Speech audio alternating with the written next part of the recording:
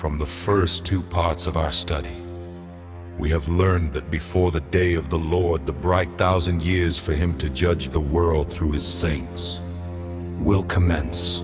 There are two big events that must take place. First, the people of the saints will reach the peak of their rebellion. Paul based this prophecy on the vision of Daniel, which we can read in the 8th chapter of his book. There, we can also read that it is the reason why God will allow his holy host to be trampled underfoot, the priesthood to be taken and misused, their pure and exalted position will be brought down, and a boastful leader will pose himself as their great prince, all because of the rebellion of the people. But why are the saints being included to be trampled underfoot?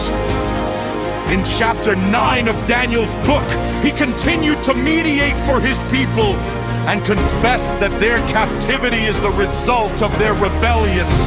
As a mediator, even though he himself didn't rebel, he humbly included himself with his rebellious people, because the holy ones of God and his people are one.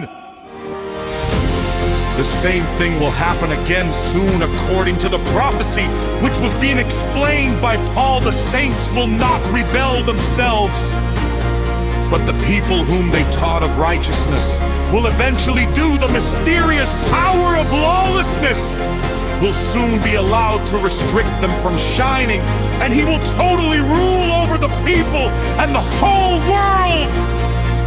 These will be the consequences of the said rebellion, punishment for all rebels.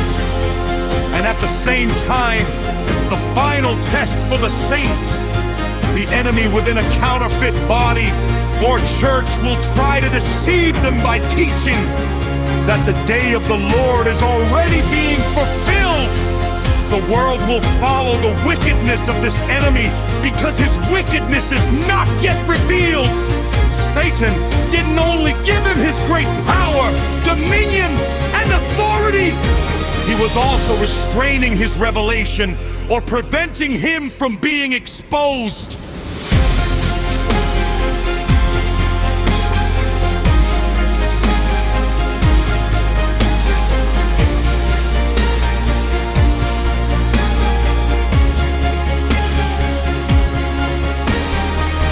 In light of this, we learn that Apostle Paul has a deeper and greater understanding of Daniel's vision, which started sometime during the days of the kings of Media and Persia and ended at the downfall of this abominable and boastful power.